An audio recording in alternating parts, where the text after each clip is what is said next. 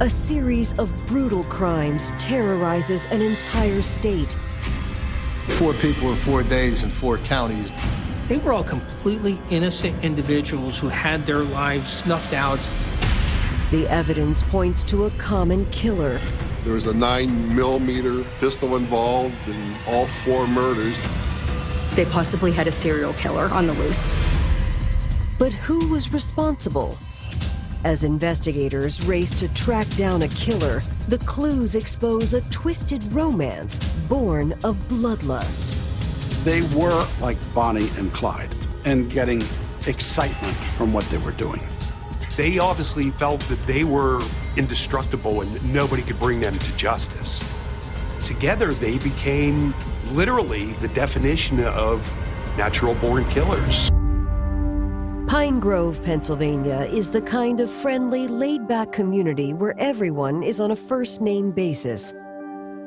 But the town's tranquil veneer is shattered on the morning of February 1st, 1995, when a local resident makes a disturbing discovery. A woman was out for her morning walk, and she was going over the bridge that spans the Little Swatara Creek. She looked down and had to look twice and realized that what she was looking at was a body. A man that she knew passed her. She got a ride. They called the police. Within minutes, authorities arrive on the scene. Down an embankment, they discover a female lying face down in the dirt. They determined that she had died from a gunshot wound to the back of the head. It was obvious that this was a homicide. One of the officers quickly recognizes the victim and identifies her as 52-year-old June Olinger, a manager at a local convenience store. As luck would have it, one of the policemen there recognized June right away, as he would always stop at the mini mart to get coffee in the morning. So he was able to identify her.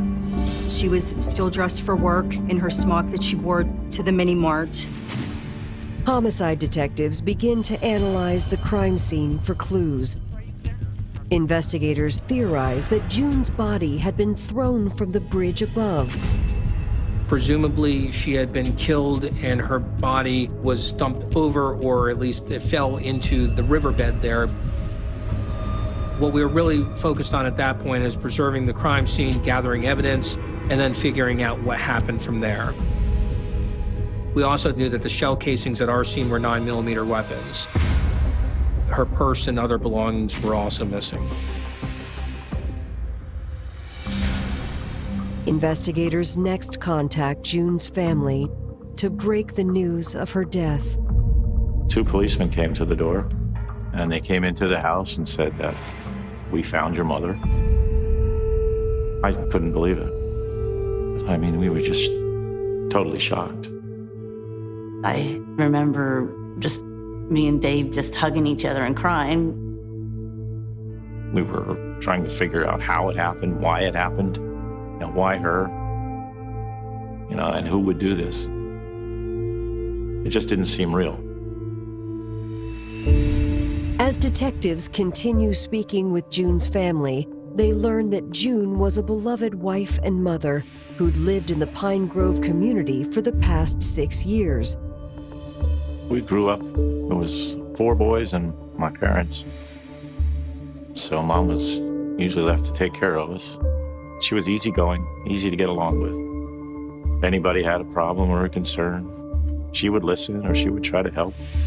June and her first husband had divorced years earlier, but she had remarried Sherwood Olinger in 1987.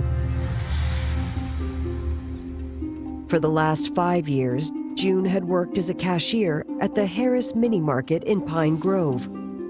It was right on the main street of Pine Grove. It was an old farming town. My mom would open the store at 5 o'clock in the morning. The cops wouldn't start till 7, so they'd stop for a snack on the way to work or a coffee and maybe grab something for lunch. So she knew a lot of them. In the winter of 1995, June had also been anxiously awaiting the arrival of her first granddaughter. I was pregnant with my first child, and she was really looking forward to that because everybody was hoping for a girl because there were no girls in her family, so she was really excited about that. My mom and June were planning a baby shower for me when this happened. Police next head to the store where June worked, and what they find tells them more about June's murder. June Olinger was scheduled to open that morning, but that the store was not open and the lights were not on in the store itself. So presumably she was heading to open up her store in the morning. Somebody abducted her at that point, brought her out to that rural area, and murdered her on the bridge. Her vehicle was missing. They checked at the scene and it was not there. So they did put out an APB for her vehicle and put an alert out on her vehicle. The police were thinking it was either a robbery or a carjacking. Pine Grove is a very small town. There's not a lot of crime there. So June Olinger probably never thought that anything would happen to her early in the morning opening up the store. With any homicide, you always look to family members first because they have the ties to the victim. So obviously in any homicide, your immediate thought is going to be that the family members are either involved or that they have important details to an investigation. Unfortunately, detectives have a hard time getting in touch with June's husband, Sherwood, when they attempt to contact him at their home. When you can't contact someone initially, certainly that makes you think that maybe the person is hiding or on the run. So certainly that was the case. It's always the closest one that you don't think that they're the guilty one, but you never know. Coming up, detectives get a lead on June's missing husband. His boss told the police when he would be coming back into town. And the case is turned upside down when detectives discover June's murder could be connected to a larger crime spree, one with a rising body count. They found the woman's body underneath the vehicle. Nobody had no idea how deeply this killing spree would go and how many lives it would destroy.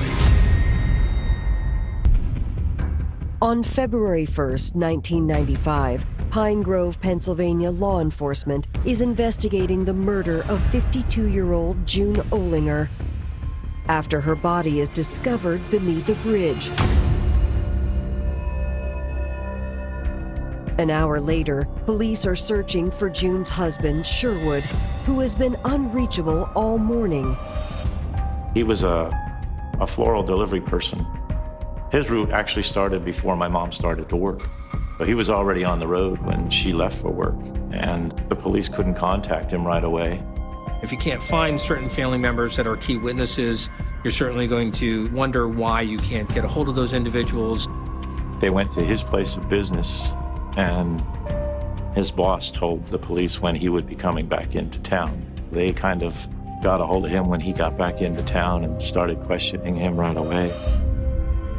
Sherwood is deeply shaken by the news of June's death.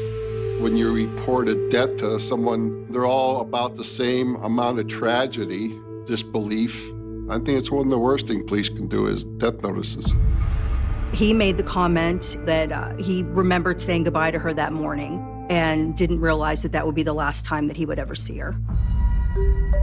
Investigators are easily able to confirm Sherwood's whereabouts that morning. He could verify and justify everything that he had on his route, and he made all of his deliveries, so he was not even in the area at the time that the murder was committed.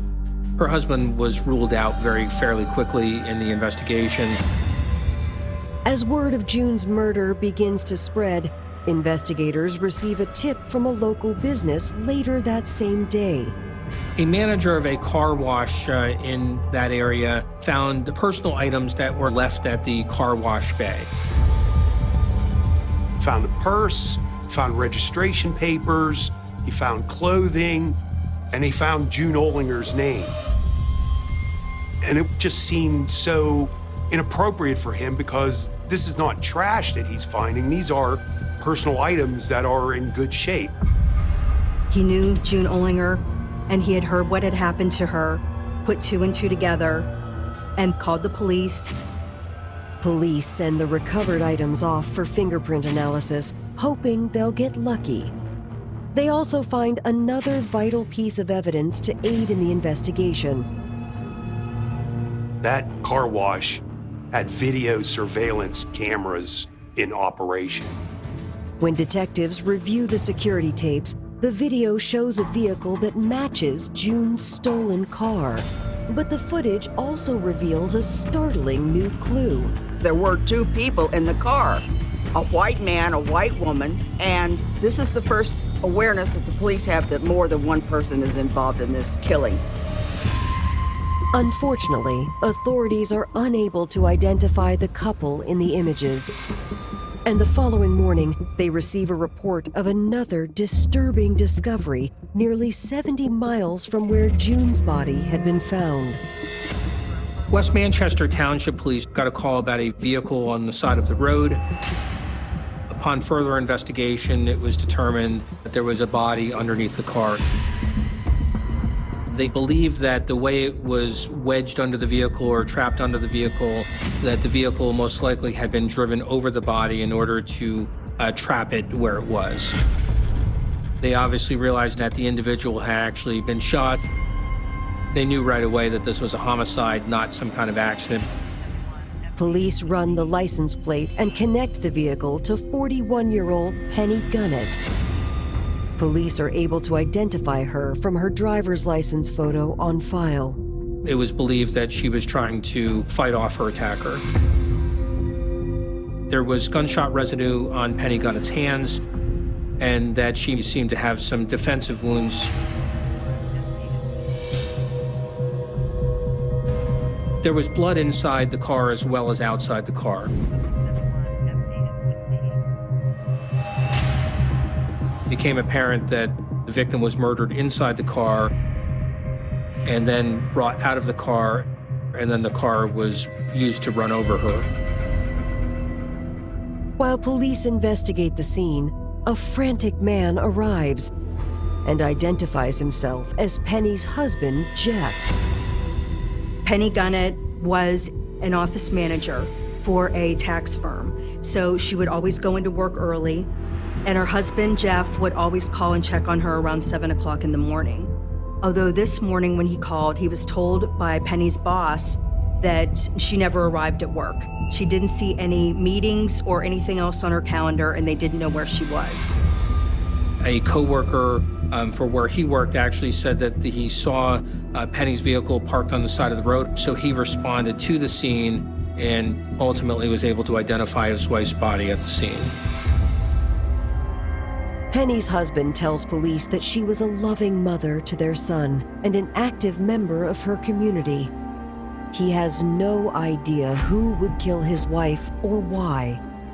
Penny Gunnett was someone who would be the last person that you would think would be attacked. She was known as a loving mother, a great wife, and everyone was stumped. No one had any idea why or how Penny Gunnett could have ended up in this situation. Penny's husband confirms that her purse is missing from the scene, indicating a robbery has occurred. It's a pattern that police had also encountered at June Ohlinger's crime scene, and it's not the only similarity. Mrs. Ohlinger had been killed with a 9mm gun, and so had Mrs. Gunnett. Two middle-aged women, well-liked and employed in their communities, and it's the very next day after Mrs. Ohlinger was killed, and it's only 70 miles away.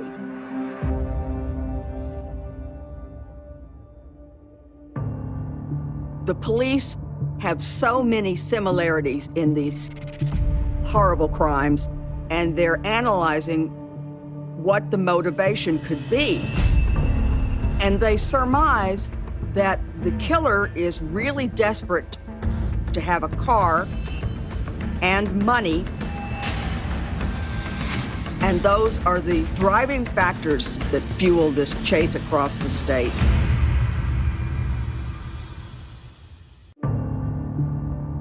Investigators are worried a pair of thrill killers could be on the loose in central Pennsylvania. After the bodies of two women, 52-year-old June Olinger and 41-year-old Penny Gunnett, are found in neighboring towns one day apart. By now, news outlets were covering the story, and locals were getting worried. There were already two women who were murdered. They had no idea who was doing it, and they were wondering who was going to be next. They were looking for Mrs. Olinger's car. And at this point, the police are racing to find this man and the woman who were in the surveillance footage.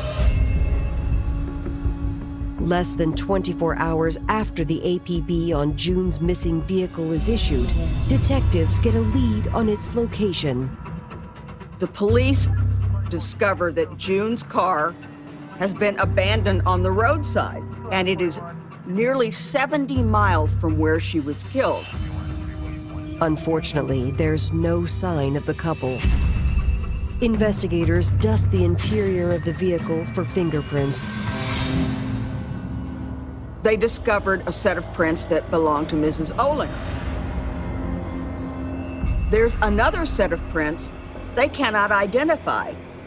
The third set of prints pays off because it's in the police database, and the police discover at this point that the man who'd been driving the car that was in the surveillance footage is a man named Mark Spotz.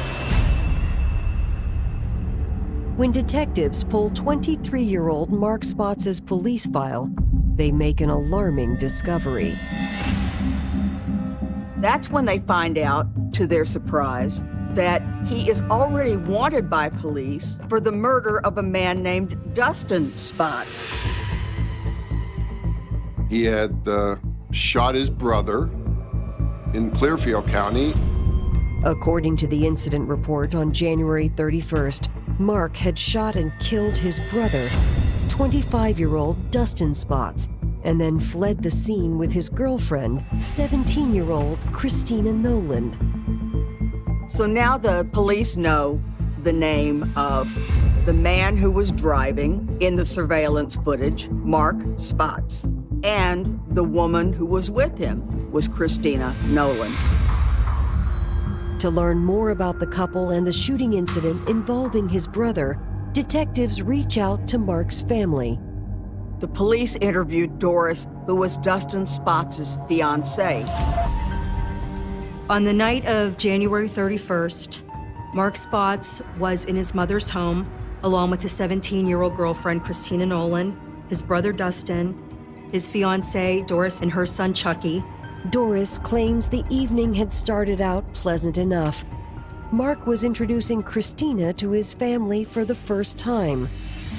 Christina Noland had met Mark Spotz approximately a week before at a party and was actually told by one of Mark Spotz's friends that she should go out with him because he would treat her very well. Christina Noland was 17. Mark Spotz was a great deal older at 23. She found him handsome. She found him exciting. Mark's family liked Christina, thought she was a very pleasant young woman. She was definitely enamored with Spotz.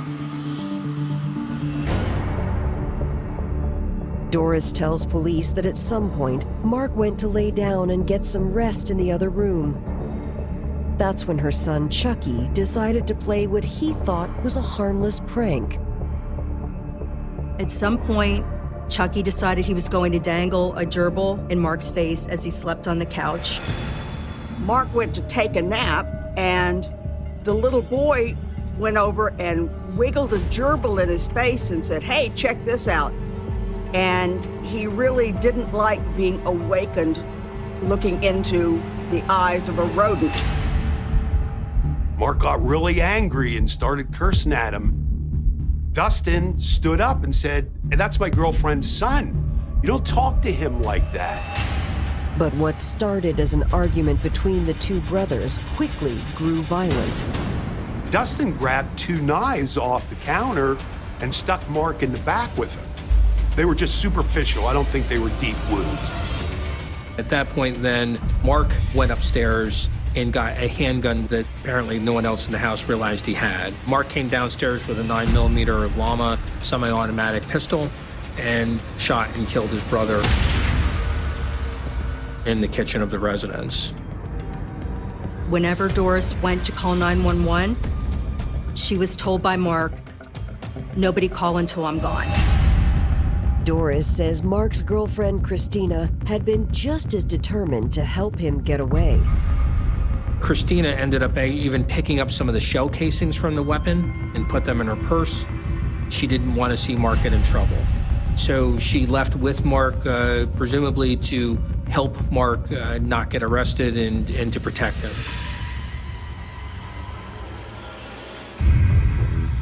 With a statewide APB out on the couple, the Pennsylvania State Police can only hope they'll be spotted before anyone else is hurt.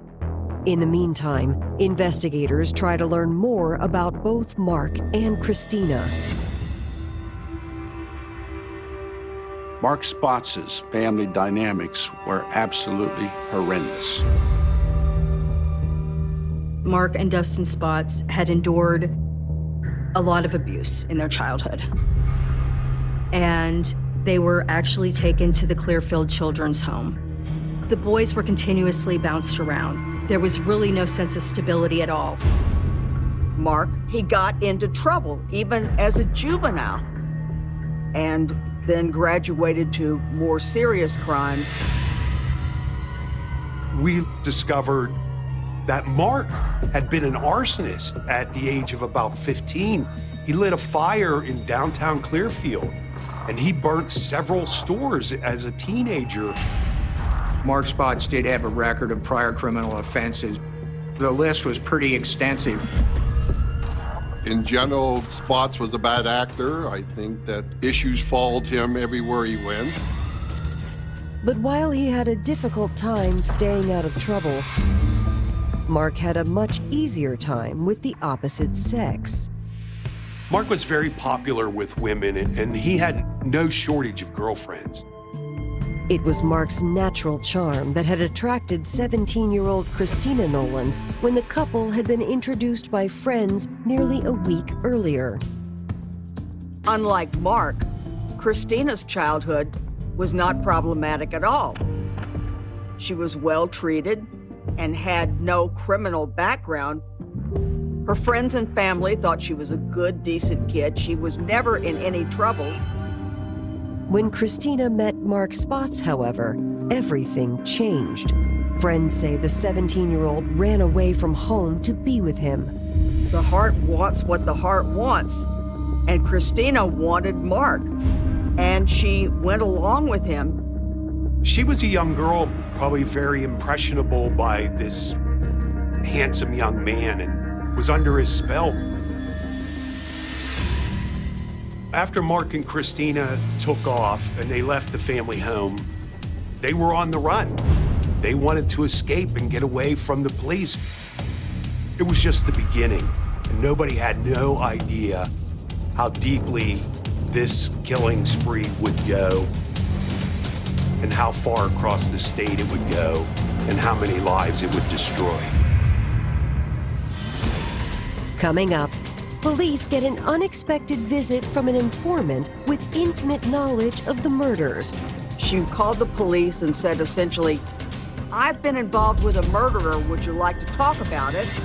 And police fear they're running out of time to stop a serial killing couple. She had been abducted from inside her own home. As I started securing the scene and looking around, I realized there was actual shell casings on the roadway itself. Law enforcement across Pennsylvania have joined forces to track down suspected spree killers Mark Spotz and Christina Noland. There have now been 3 murders in 3 consecutive days in 3 different Pennsylvania counties, and they're on the move. The community is in a panic, and they need to catch these killers before there is another murder. It was shocking when we found out that a serial killer actually had roots to our area. We learned about more victims. We kept watching the news and reading in the newspapers. And learn as much as we could. But nearly 13 hours after their latest victim is discovered, investigators receive a surprising phone call. Christina Noland phoned them up and said that she had information. She called the police and said essentially, "I've been involved with a murderer. Would you like to talk about it?" They were quite excited. They picked her up, brought her into the police station, and began to question her. Unfortunately, Mark Spotz is nowhere to be found, and Christina has no idea where he is, but she can confirm what police already suspected. Mark had indeed kidnapped and killed both June Olinger and Penny Gunnett. She told the police that she was present in the murder of June Olinger and that she also was part of at least the abduction of Penny Gunnett, and gave some critical information to that, although she did not know ultimately what had happened to Penny Gunnett at that particular time. Christina explains that it all started on the evening of January 31st, when she fled the scene of Dustin Spotts' murder with Mark. She told the police that Mark had lost his temper because a teenage boy had been teasing him with a gerbil, that he had gotten into a fight with his brother. The brother ended up being killed. She was told by Mark Spotz, "Get our stuff and let's get out of here." She gathered up all their stuff, followed Mark out to the car. From there, Christina states that she and Mark made their way to the community of Pine Grove, where they began looking for a victim to carjack. The first person they came across was June Olinger. When June Olinger came to open up a mini market, Harris Mini Market in Pine Grove, he confronted her with this gun and basically kidnapped her. Noland gets in the back seat, and they drive 5 miles to a narrow country road with a little bridge, and that's where they stopped. He robbed her of her money and her jewelry, whatever she had on her. She had even begged him not to hurt her, but he took her out on a rural country road. He kept telling her that she would be okay. Once they hit the bridge, Mark Spotz got out of the car and forced June Olinger out of the car as well. At this point, Christina stated that she hid her eyes until she heard the gunshot. She looked up and saw Mark kicking June Olinger off of the bridge. He got into the car without saying anything, and he handed June Olinger's jewelry to Christina Noland. After dumping June's belongings at the car wash, Christina says she and Mark crossed the state line into Delaware, where the couple decided to lay low. They ended up going to Rehoboth Beach, where they actually talked about getting married on the boardwalk, and they wrote Natural Born Killers in the sand. The movie Natural Born Killers had just come out, and that's about a couple who was going around killing people. So obviously they identified with the movie. Mark and Christina, they were on this high and they were on the run, but they obviously felt that they were indestructible and nobody could catch them, nobody could bring them to justice. And at that point, they decided that they had had June Olinger's car for way too long and decided to come back to Pennsylvania. Christina says that she and Mark drove 165 miles to York, Pennsylvania, where they plotted their next move. Mark and Christina, they knew they had to get a new car, and Mark said, "The next woman that I see in a car, I'm taking it." That next woman was Penny Gunnett. Christina says that on the morning of February 2nd, Mark approached Penny's car as she headed into work. So Mark faked asking her for directions, that sweet woman, and the next thing you know, she has a 9mm handgun in her face, and she has Mark Spotz getting in the driver's seat. He pointed the gun at Penny Gunnett and told her to move over to the passenger seat, and he started driving her car away from the scene, with Christina Noland driving June Ollinger's vehicle following them. But Christina tells detectives that she believed a struggle ensued between Mark and Penny when Mark began driving faster and erratically. We believe at that point that Mark then turned the weapon on Penny and shot her twice, and then drove away from the scene.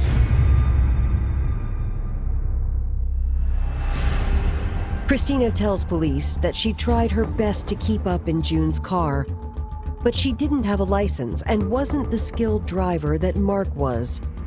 She couldn't keep up with Mark, and they became separated geographically. She had simply become lost and had no idea whether Mark had just ditched her. She, wisely for her, abandoned June Ollinger's car and got on a bus and turned herself into the police. Christina Noland, when we interviewed her, was completely cooperative. We asked her over and over, why did you stay with him? And she sort of gave answers to say that she was afraid. She was afraid of what Mark might do to her. She was afraid of what Mark might do in general if, in fact, she turned against him. Police aren't sure whether Christina is telling the truth. And before they can determine that answer, they get a disturbing call from nearby Carlisle, Pennsylvania. Individuals in these towns are now worried. They're wondering if there's going to be another victim. How are these victims connected? Is there a killer on the loose? What's going on? And a day later, tree trimmers found the body in the woods. They found a woman that they thought was deceased, and they called it into 911. She had been shot 9 times in the back. She was found face down, and her hand was actually clutching the grass. As I started securing the scene and looking around, I realized there was a 9mm shell casing on the roadway. Yes, the same 9mm pistol was used in all 4 of the killings. Just like in June Ollinger and Penny Gunnett's murders, police are unable to locate the woman's purse. To investigators, it looks like Mark Spotz has claimed another victim. That's 4 people in 4 days in 4 counties. The deceased woman is identified as 71-year-old Betty Amstutz, a social worker and a deaconess at a local church. Betty was a deep thinker. She was always a very kind and reflective person. I met Sister Betty and came to know her 3 years that she lived prior to dying. She and we had a pastor that was leaving, and we had been asked by the church council to co-preach a farewell sermon. And so I was working with her on that sermon when, in fact, she was killed. Police went to Betty's house and found the front door open. Never a good sign. They found groceries sitting on the kitchen counter, not put away, and they realized that she had been abducted from inside her own home and found her car was missing. They ran an APB for Betty Amstutz's vehicle, figuring that it may be what Mark was driving at the particular time. Police also run a trace on Betty's missing credit cards. It isn't long before they get a hit. Earlier that evening, Betty's credit card had been used to rent a room at a nearby roadside motel. That room was actually registered in the name of Betty Amstutz. They checked with the clerk, and she had actually booked the room. So she was still alive at that time, and her credit card was used to do that. The police discovered that Mark Spotz indeed was there. Police waste little time assembling a SWAT team and surrounding the motel room. Using a bullhorn, they tell Mark to come out with his hands up. At some point, he had looked out the window and saw police surrounding the room. They also called the room and tried to get Mark to turn himself in. But Mark announces he has no intention of giving up easily. He did not want to be arrested. The police are outside. They're eager to capture this guy. They need the killings to stop, but they don't want to put anyone else's life in danger. Rather than burst into the room, therefore, they relied on a bullhorn to tell him, come out, we're not gonna burst in. Everybody was worried that whenever this would end, that Mark would not give up easily, and that there would be more death. After a 4-day killing spree claiming the lives of 4 people, Pennsylvania police have finally cornered suspected serial killer Mark Spotz in a motel in Cumberland County. Mark did threaten to commit suicide at one point and take the easy way out. But police were actually able to talk him out.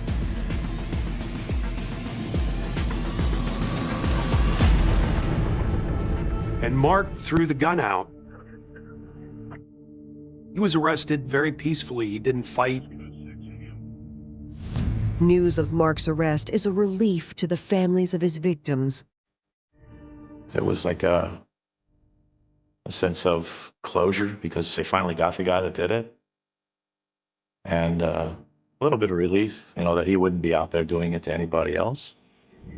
Mark refuses to cooperate with authorities.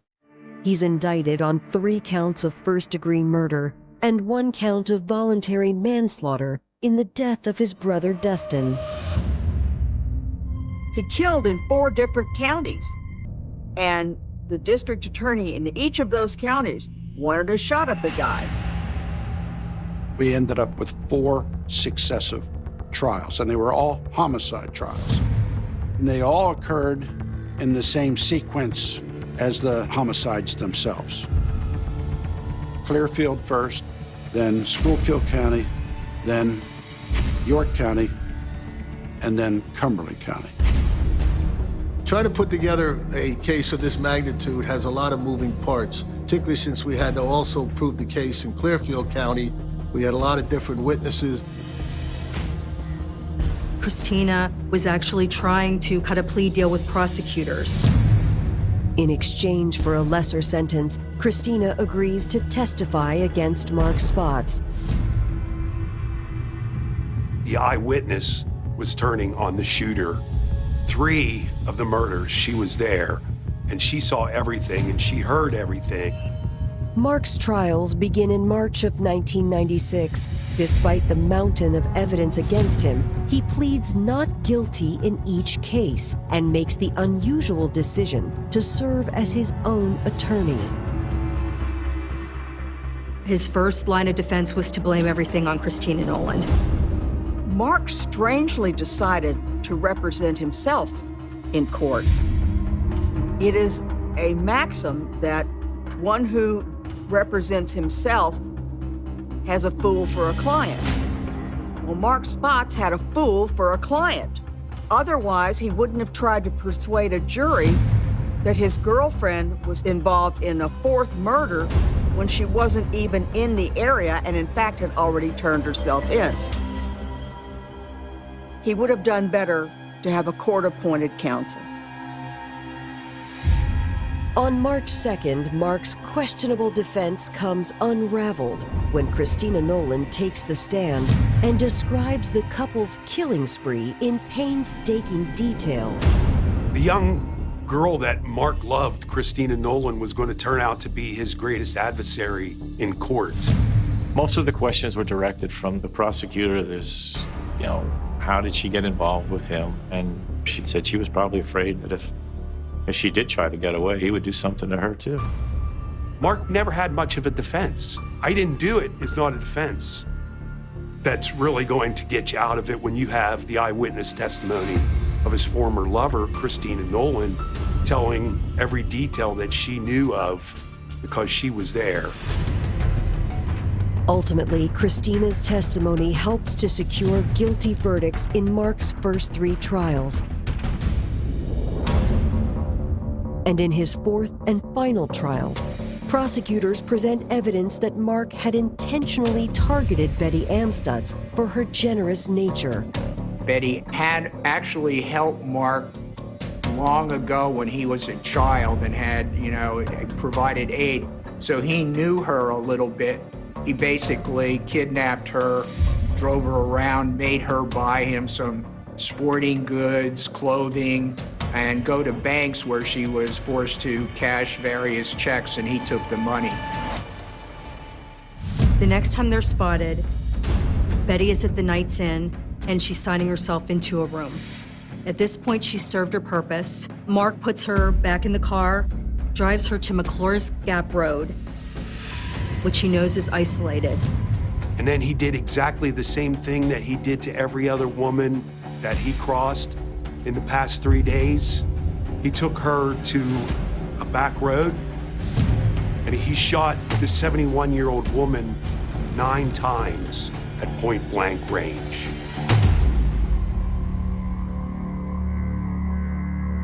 The facts support that Mark was a cold-blooded killer. The evidence against Mark is overwhelming, and a jury convicts him of first-degree murder.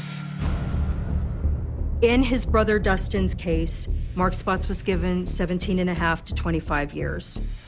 In the Olinger case, Gunnett case, and Amstutz case, Mark was given 3 capital murder charges and a death sentence in each case. For her cooperation with prosecutors, Christina Noland pleads guilty to criminal homicide and is sentenced to 12 to 20 years for June Olinger's murder and 6 to 30 years for Penny Gunnett's murder. I think she got an appropriate sentence for her involvement. I don't think she intended to kill anybody. I don't think she actually did kill anybody. And the first chance she got to get away from him, she went back and turned herself in. In 2008, Christina Noland is released from prison after serving 13 years. Christina served a little bit of time in prison, but she's been out and she's kept a low profile. I think she's gone on with her life and changed it. But Mark has always denied doing anything. Even to this day, he still denies that he pulled the trigger. Mark was 23 years old when all of this started, and he not only ruined his own life, but he affected the lives of so many people with his crimes. Dustin certainly didn't deserve to die at his brother's hands, but June Olinger, Penny Gunnett, Betty Amstutz, they were all completely innocent individuals who had their lives snuffed out, really in a senseless crime.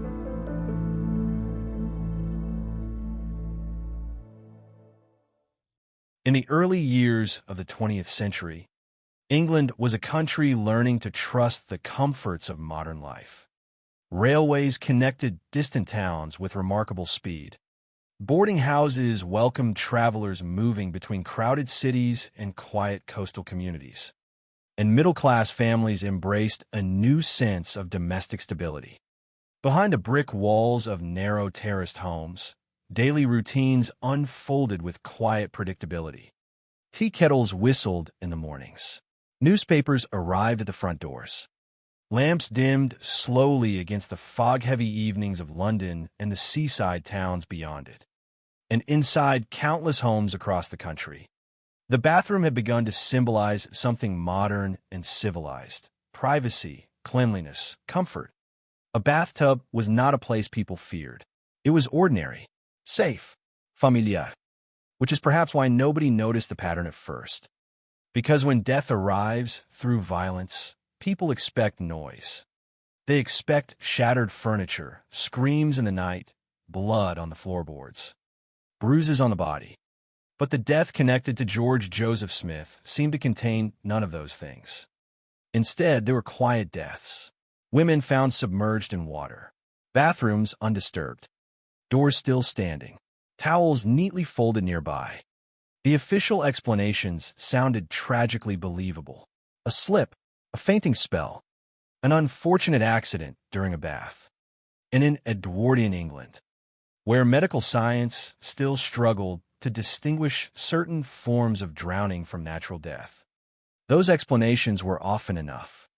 But over time, An unsettling truth began to emerge from beneath the surface of those calm, silent bathrooms. The women were connected. They had each trusted the same man. They had each married him quickly. And not long afterward, they had each ended up dead in a bathtub while he walked away with their money, their savings, or their insurance benefits. Long before newspapers gave the crimes their infamous name, before the phrase brides in the bath entered criminal history, there was only confusion. A series of isolated tragedies scattered across different towns. Different names on marriage records, different boarding houses, different widows, landladies, and local police officers trying to make sense of what appeared to be terrible accidents. No one initially saw a killer moving quietly between those towns because the man at the center of the story did not resemble the violent criminals people feared. Smith was not known for explosive rage or drunken brutality. He did not stalk dark alleys carrying weapons. He did not fit the public imagination of a murderer. By most outward appearances, he seemed polite, controlled, and respectable. He spoke well. He dressed carefully. He understood how to present himself as trustworthy. Most importantly, he understood how to make lonely people feel seen. That ability would become the foundation of everything that followed. George Joseph Smith was born in London in 1872, and by the time the bathtub deaths occurred, he had already spent years living through deception. Theft and fraud were familiar territory to him long before murder entered the picture. He learned early that trust could be manipulated more effectively than force. A convincing smile could open doors that violence never could. A well-spoken man could move through society almost invisibly, especially in a period where identities were difficult to verify and records rarely traveled quickly between jurisdictions. Smith used aliases constantly. Names changed from town to town. Occupations shifted depending on circumstance. In one place, he might present himself as a respectable businessman. Somewhere else, a devoted husband seeking a fresh start. To modernize, it seems astonishing that one man could marry repeatedly under false identities without immediate detection. But England in the 1910s was not equipped to track deception on that scale. Bureaucracy moved slowly. Communication between local authorities was inconsistent. And perhaps most importantly, society still placed enormous faith in appearances. A courteous man wearing a clean suit and speaking gently to his wife was often assumed to be exactly what he claimed to be. Smith understood that instinct perfectly. He understood human assumptions. He understood loneliness. He understood how quickly affection could become dependency. The women who entered his life were not foolish caricatures stumbling blindly into danger. They were ordinary people living within the social realities of their time. Some were financially secure. Some were emotionally vulnerable. Some were searching for companionship and stability in a society where marriage often determined a woman's sense of security. Smith recognized those vulnerabilities not with emotional empathy, but with calculation. He approached relationships strategically. Courtships moved quickly. Commitments came early. Financial conversations followed soon after. Wills were changed. Insurance policies were discussed. Money gradually shifted into his control.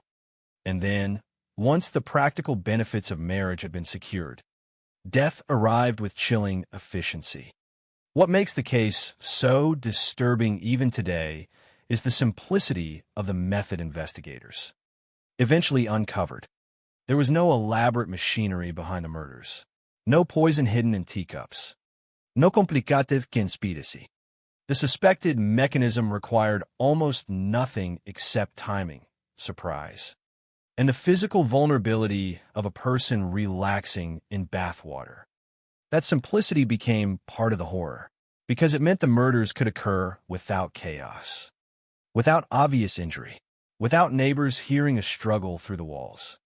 In many ways, the silence itself became the killer's greatest ally. Yet the true terror of the case lies not only in how the women died, but in how ordinary everything seemed before their deaths. Imagine the final evenings before those fatal baths. A rented room in a boarding house. The sound of footsteps overhead. The distant rumble of carriage wheels outside. A husband speaking calmly from another room. Warm water filling a bathtub. Domestic normality surrounding a moment that would become fatal within seconds. None of the women could have known they were stepping into the center of a pattern that investigators would only recognize much later. None of them could have imagined that their deaths would eventually alter the course of British criminal investigation and courtroom procedure. At first, each case existed in isolation. One drowned woman in Herne Bay, another in Blackpool, another in Highgate. Separate tragedies connected only by paperwork scattered across different regions and by a man who kept changing his name. That fragmentation protected Smith for years. The legal system of the time was built to investigate individual crimes, not behavioral patterns spread across multiple identities and locations. And Smith exploited those weaknesses carefully. But patterns have a way of resurfacing, especially when greed becomes repetitive.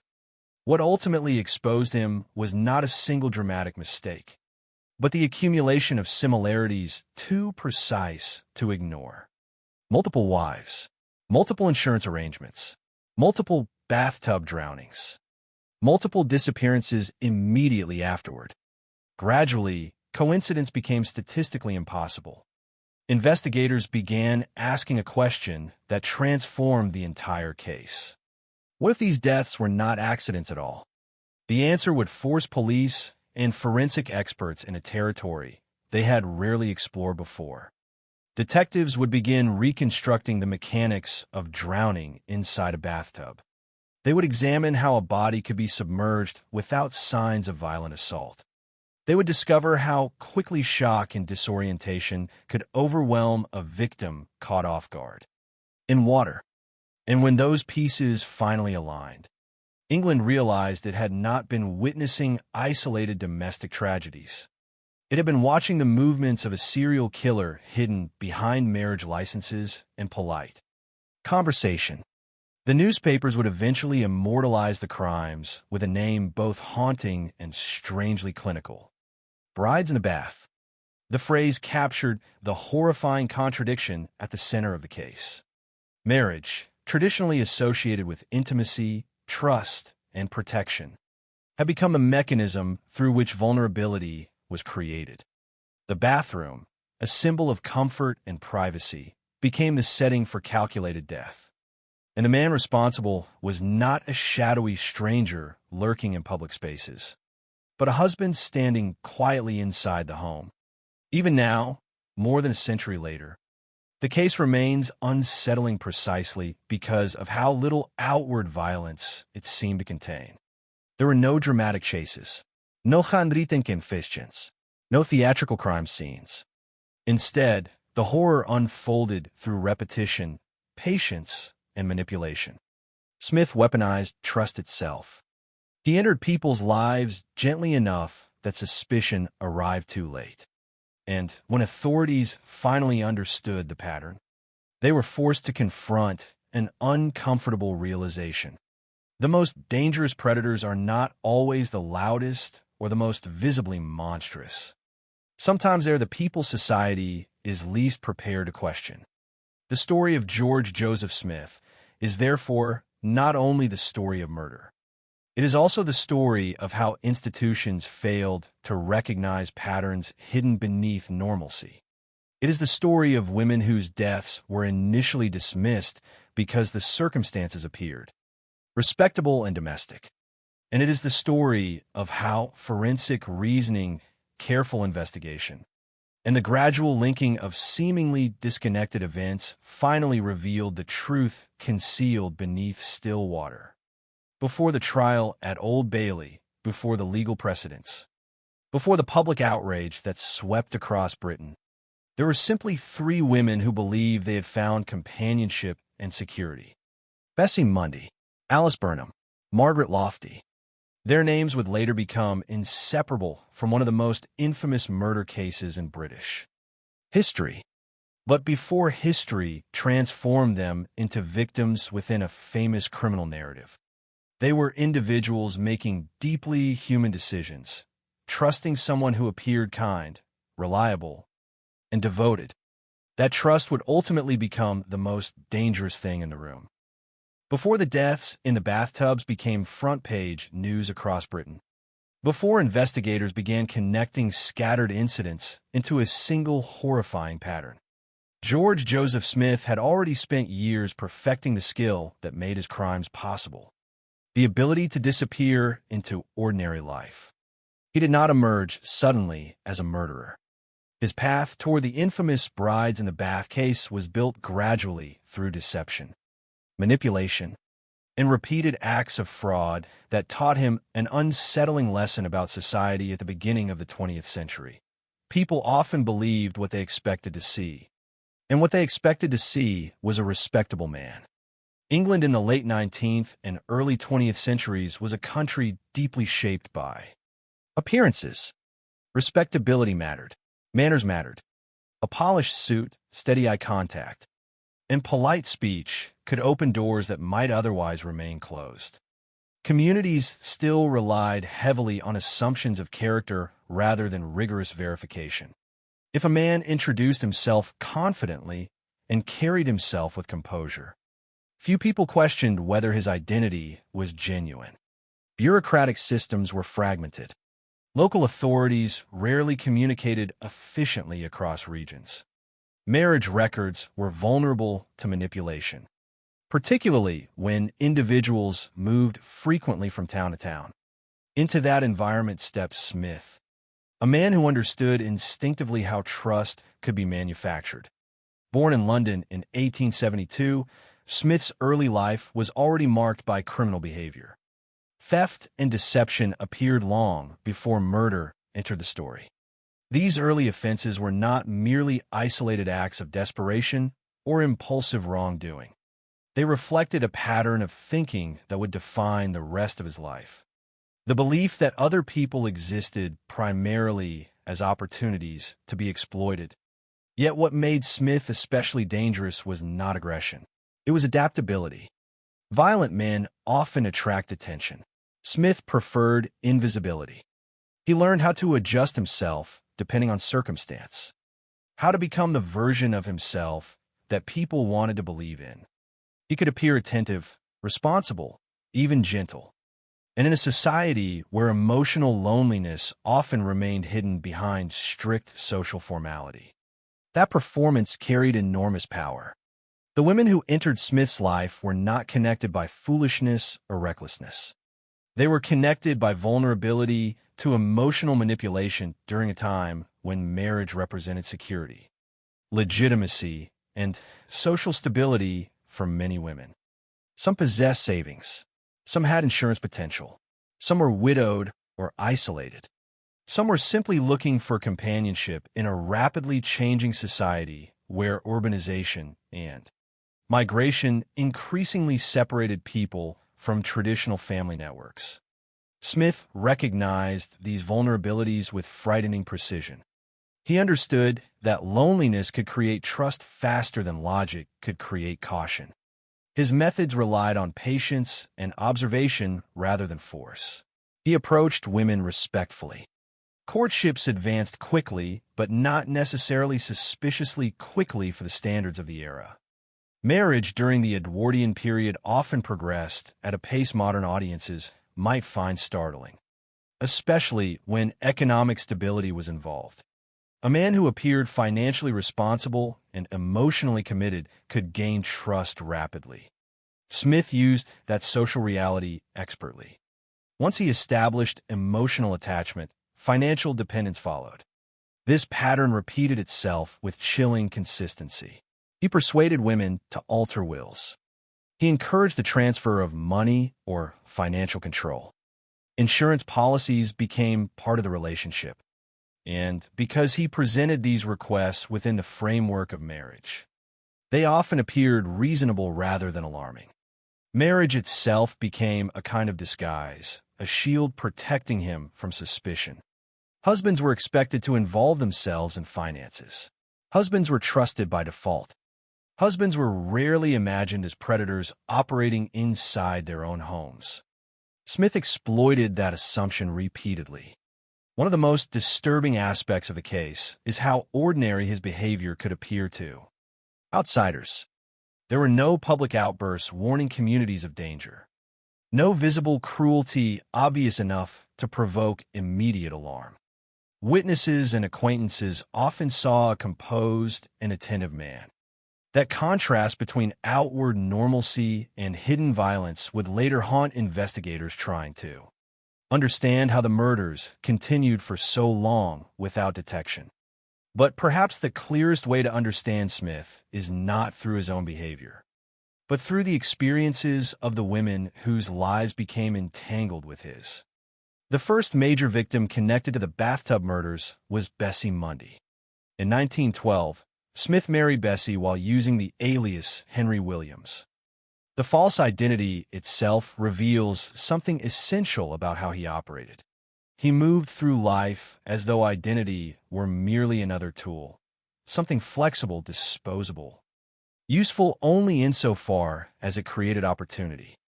To Bessie, however, the man she married likely appeared stable and trustworthy.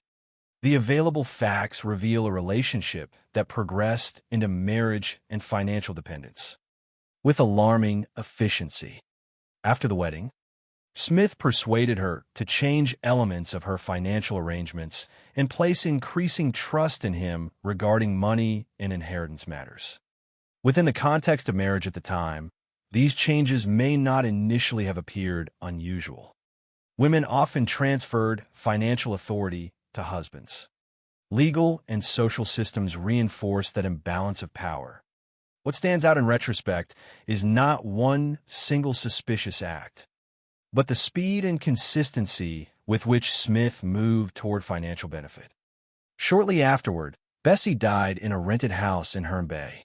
She was found drowned in a bathtub. The official conclusion was accidental death. There were no dramatic injuries, no obvious signs of violent struggle, no shattered objects suggesting panic or resistance. The scene appeared tragically plausible.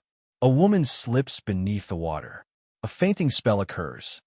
An accident unfolds behind a closed bathroom door. And because such explanations fit existing assumptions about domestic accidents, authorities accepted them. Smith collected the insurance money and disappeared from the area. At the time, the death remained an isolated incident. But looking backward, the emotional cruelty of the situation becomes impossible to ignore. Somewhere in those final weeks, Bessie believed herself to be building a future with a husband she trusted. Instead, she had become part of a carefully repeated process designed to convert emotional intimacy into financial profit. Yet even after Bessie's death, Smith remained free to begin again. And he did. In 1913, he entered the life of Alice Burnham, a woman living in Blackpool who possessed financial security. Once more, the pattern emerged almost methodically. Smith presented himself as dependable and respectable. Courtship progressed rapidly. Marriage followed. Financial arrangements became increasingly important. Insurance policies were established. To neighbors and acquaintances, the relationship may have appeared entirely ordinary from the outside. That normality is central to understanding how Smith succeeded. His crimes did not occur in hidden criminal underworlds. They unfolded within domestic spaces society considered safe. Boarding houses, bathrooms, bedrooms, quiet rented homes.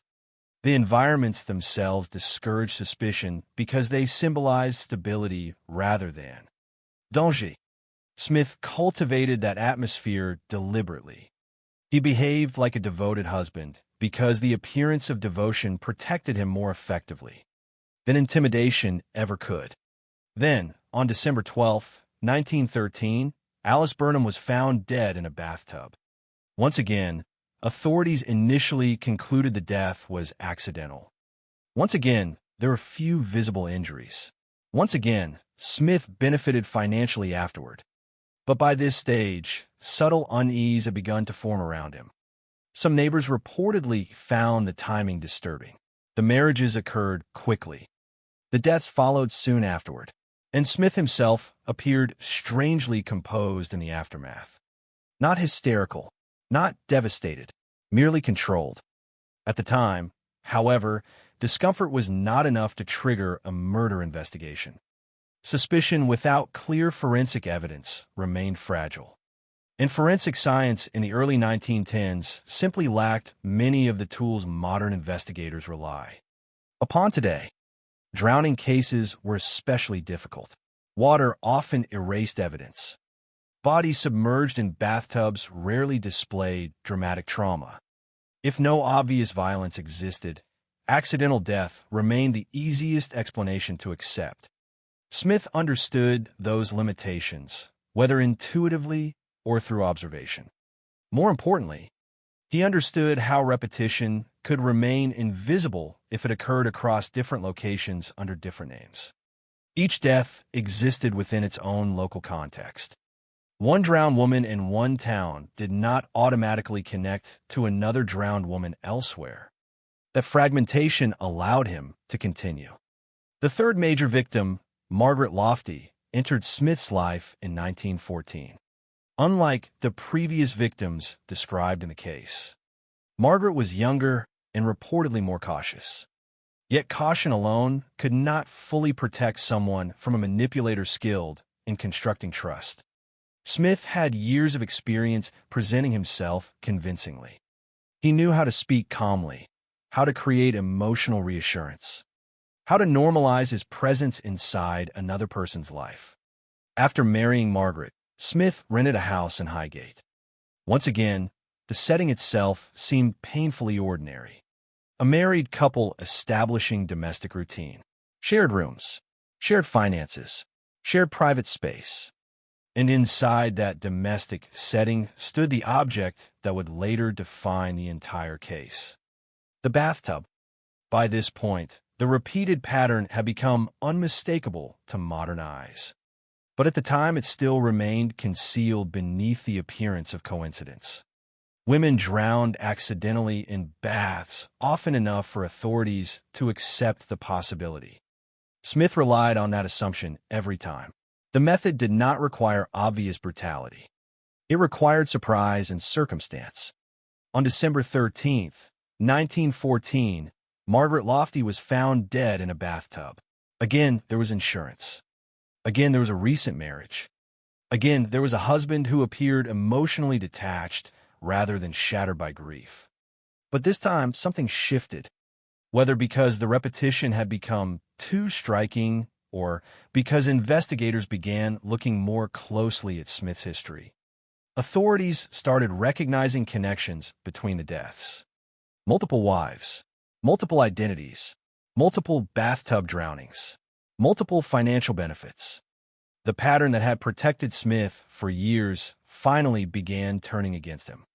Yet to fully understand why these murders continued as long as they did, it is necessary to understand the world in which the victims lived. Edwardian England was structured around trust in institutions that often failed women quietly. Marriage granted husbands enormous authority. Financial transparency within relationships was limited. Domestic spaces were treated as private matters, rarely scrutinized unless unmistakable violence appeared. Even the concept of serial murder, as modern audiences understand, it was not yet fully developed. Within investigative culture, detectives pursued individual crimes, not behavioral patterns spanning multiple jurisdictions and identities. Smith exploited every one of those weaknesses. But beneath the legal and forensic dimensions of the case lies something far more human. Each victim encountered Smith during what was likely a deeply personal chapter of her life. Each believed she was entering a relationship grounded in affection and commitment. Each trusted the ordinary rituals of domestic life: shared meals, rented homes, evening baths, private conversations behind closed doors. and each became vulnerable precisely because society encouraged women to trust husbands without suspicion. That is what makes the Brides in the Bath case endure more than a century later. The horror is not simply that women died. It is that the murders unfolded inside the emotional structure of marriage itself. The killer did not force his way into strangers' homes. He was invited inside, welcomed, trusted, and long before investigators understood the mechanics of the bathtub drownings. Long before the courtroom proceedings at Old Bailey transformed the case into legal history. The victims had already been trapped within a system that gave Smith exactly what he needed most: unquestioned access. By the time George Joseph Smith began moving through boarding houses and rented homes under false identities, he had already developed a rhythm to his deception. Nothing in his behavior appeared hurried on the surface. Yet everything followed a deliberate sequence. First came the introduction, then the performance of reliability, then emotional trust, then marriage, then finances, and finally, when every practical advantage had been secured, death arrived quietly behind a bathroom door. What makes the events surrounding the Brides in the Bath murders so chilling is not only the brutality hidden beneath them, but the calm domestic normality surrounding each death. There were no dramatic confrontations recorded in the available evidence. No scenes of obvious terror spilling into the streets. The murders unfolded in silence, inside rooms designed for privacy, where ordinary routines disguised extraordinary violence. The first known victim connected to the pattern was Bessie Mundy. In 1912, Smith entered her life under the alias Henry Williams, a false name that immediately reveals how naturally deception had become part of his existence. By this stage, identities were tools to him rather than truths. He selected whichever version of himself best suited the opportunity in front of him. To Bessie, however, the man she met likely seemed respectable and dependable. The surviving facts of the case indicate that the relationship progressed quickly toward marriage, fitting the broader pattern investigators would later identify across multiple victims. In Edwardian England, marriage carried enormous emotional and social significance, particularly for women seeking security and companionship. Smith understood how powerfully that expectation worked in his favor. Once the marriage took place, the relationship began shifting toward financial control. Smith persuaded Bessie to alter financial arrangements and trust him with matters involving money and inheritance. Within the cultural norms of the period, those decisions may not have seemed alarming at first. Husbands often managed finances. Women were encouraged to place trust in their spouses. The legal and social framework of the era reinforced those dynamics so thoroughly that manipulation could disguise itself as ordinary married life. Yet in hindsight, the speed of these financial changes becomes deeply unsettling.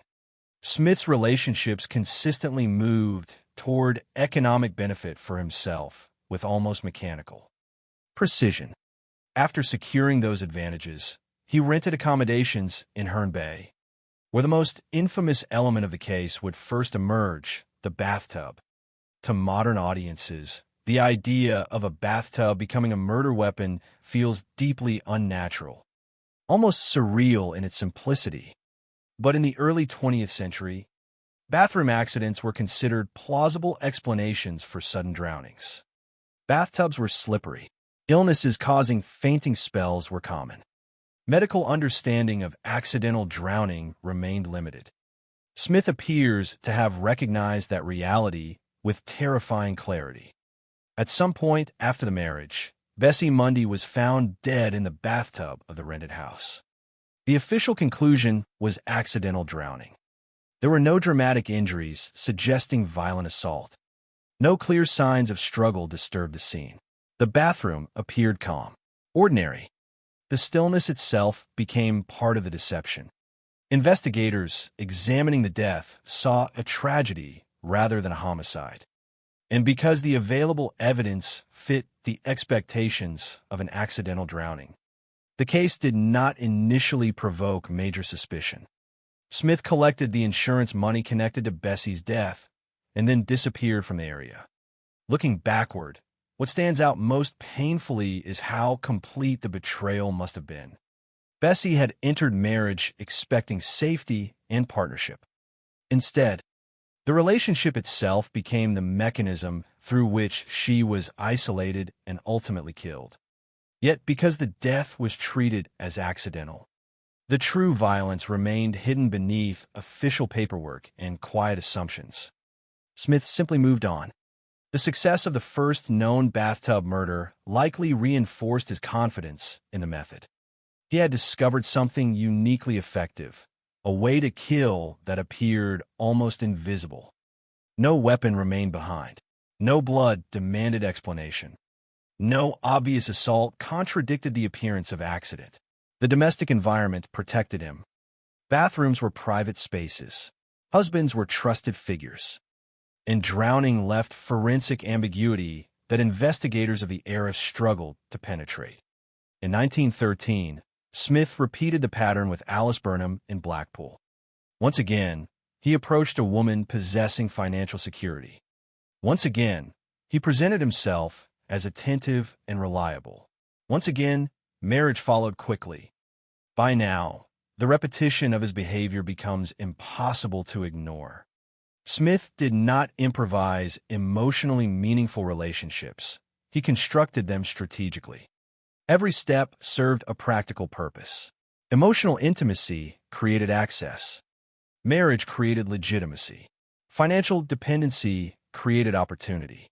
And because his outward behavior appeared controlled and respectable, the women around him had little reason to interpret his actions as threatening.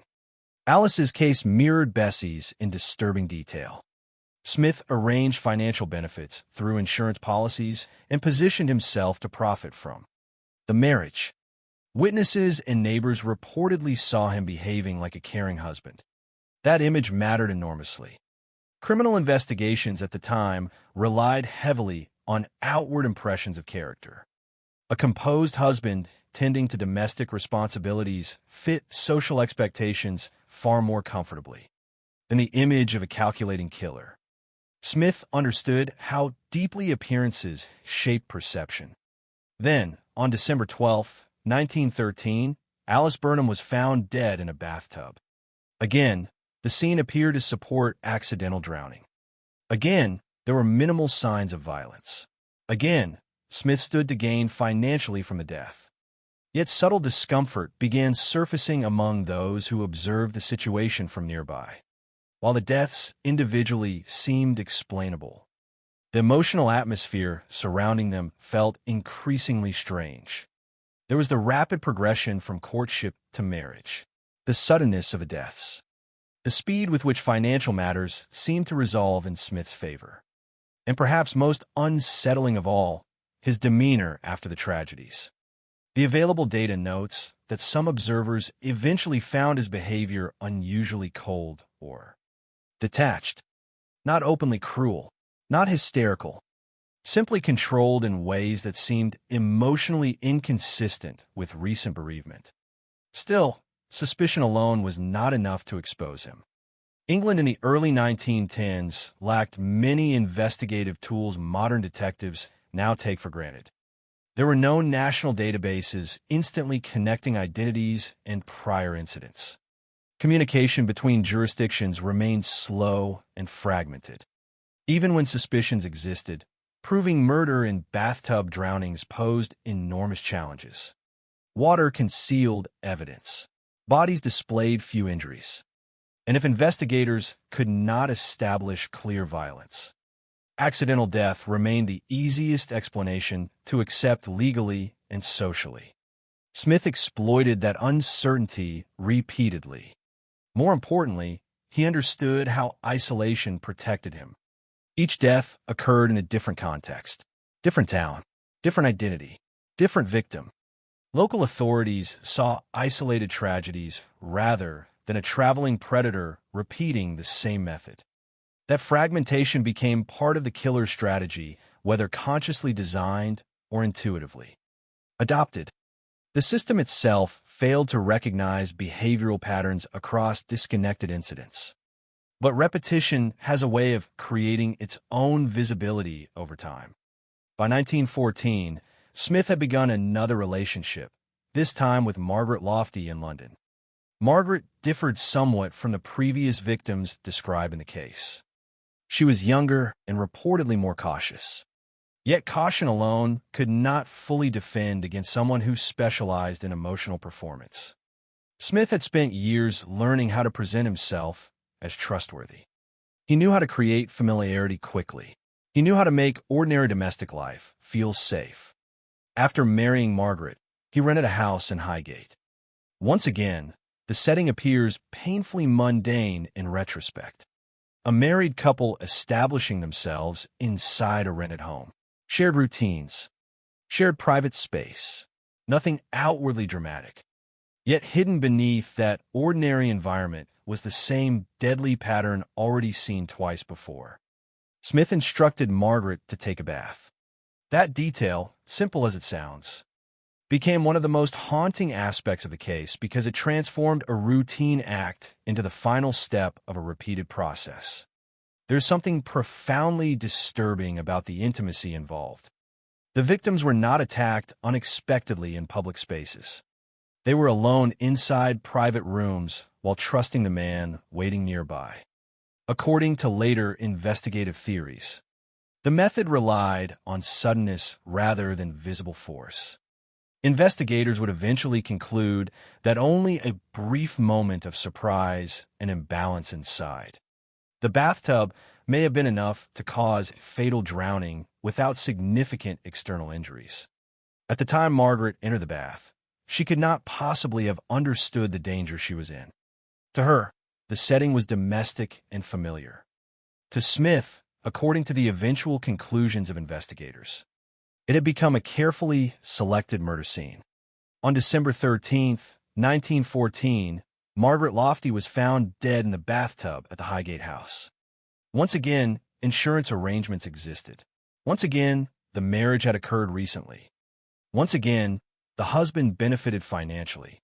But unlike the earlier cases, the repetition had finally become too visible to ignore. Investigators examining the circumstances began recognizing similarities between the deaths. The same sequence appeared over and over again with unnerving precision. A woman meets Smith.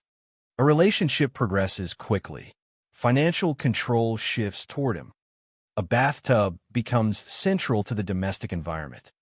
Then the woman dies suddenly in apparent accidental drowning. The cumulative effect of those similarities transformed the case. Individually, each death might still have seemed explainable. Together, they formed a pattern impossible to dismiss comfortably. And as authorities began tracing Smith's movements, aliases, and marriages, the illusion protecting him started collapsing. Yet perhaps the most unsettling element of the incidents themselves is how little visible chaos accompanied the murders. In many homicide cases, violence announces itself dramatically. Here, violence hid behind routine. The bathrooms remained largely undisturbed. The injuries remained minimal. The houses themselves continued standing in silence after the deaths occurred. That absence of obvious brutality initially shielded Smith from suspicion. But it also created lasting horror once investigators understood what had likely happened. The women probably had very little time to react. No prolongstraget, no chance to flee the room. Only sudden confusion inside water, inside a supposedly safe environment, with the realization of betrayal arriving too late. The emotional cruelty of that realization is difficult to overstate. The victims were not merely attacked physically. They were betrayed psychologically at the exact moment they were most vulnerable. Marriage had granted Smith proximity. Trust had lower defenses. Domestic intimacy had eliminated suspicion. And by weaponizing ordinary routines, he turned the private safety of home into the setting for murder. As investigators slowly assembled the pieces following Margaret Lofty's death, England moved toward a disturbing realization. These were not isolated accidents scattered randomly across boarding houses and rented homes. They were connected events tied together by one man who had discovered how effectively society underestimated violence occurring inside ordinary domestic life. The stillness of the bathrooms had hidden the truth for years. But now, for the first time, the pattern beneath the water was beginning to surface.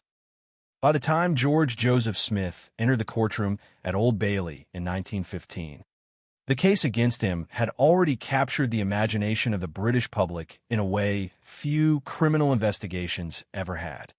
Newspapers across the country followed every development with fascination and unease. The phrase "brides in the bath" had begun circulating widely, transforming a series of disturbing deaths into a national obsession. Yet beneath the sensational headlines existed something more profound than public curiosity.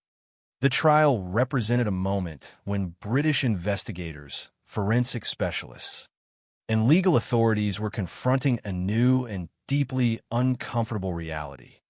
A killer had used the ordinary structure of marriage itself as camouflage for murder.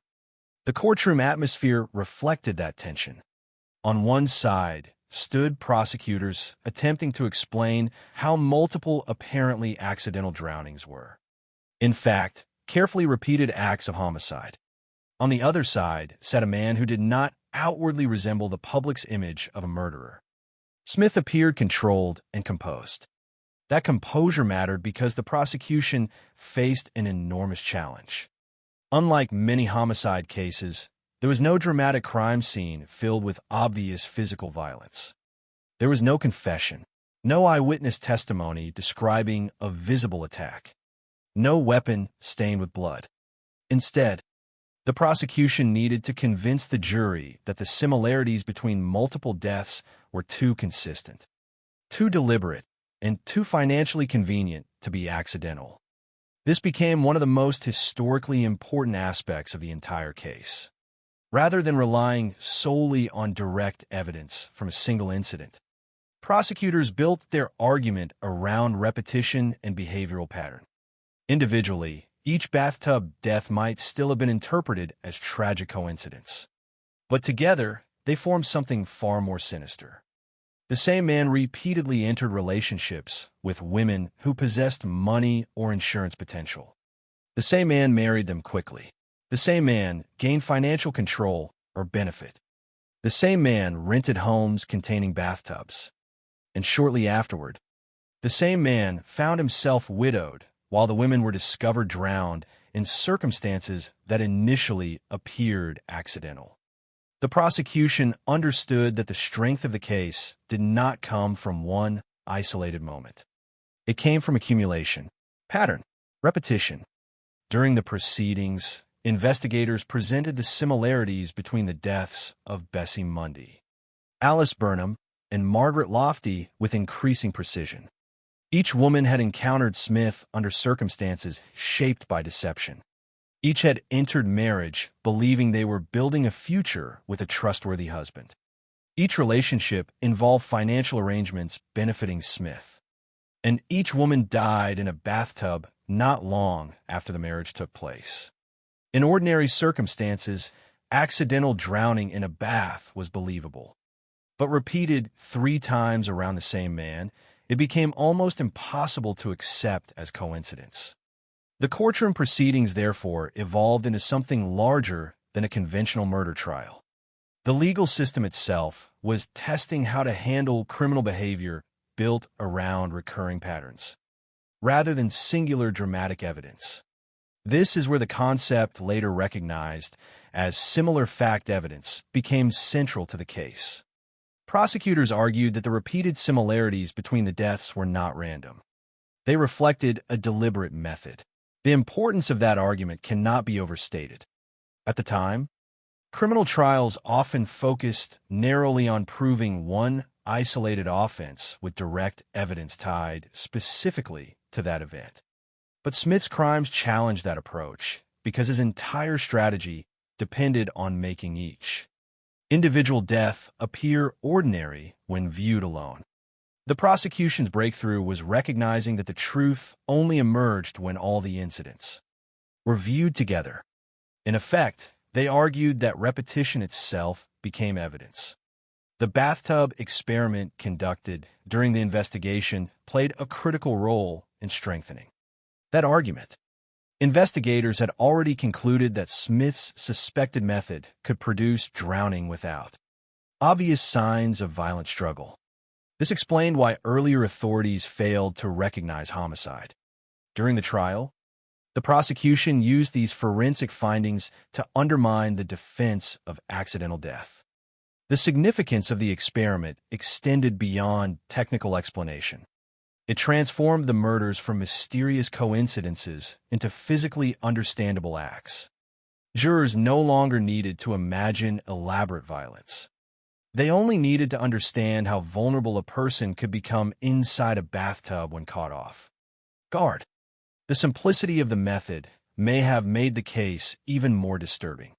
There was no complicated mechanism separating ordinary domestic life from murder. The transition from trust to death could occur in seconds. Throughout the proceedings, Smith reportedly maintained a calm demeanor.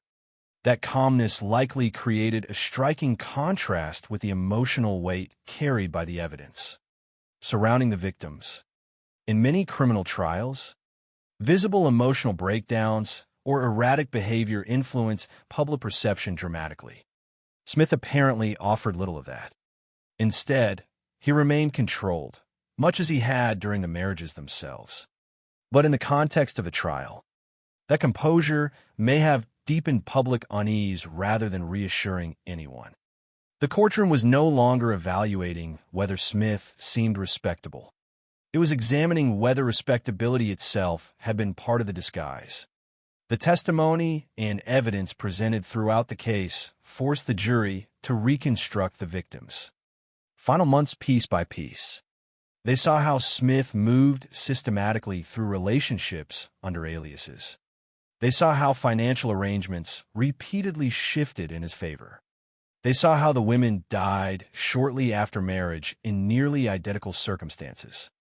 And perhaps most importantly, they saw how each death, while seemingly plausible in isolation, became overwhelmingly suspicious when placed beside the others.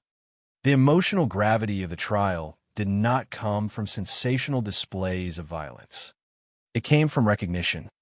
Recognition that 3 women had trusted the same man and died in eerily similar ways while he profited repeatedly from their deaths.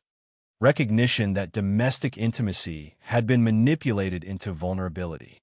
Recognition that the institutions designed to protect ordinary people had initially mistaken calculated murder for tragic accident. Public fascination with the case grew partly because it shattered comforting assumptions about danger.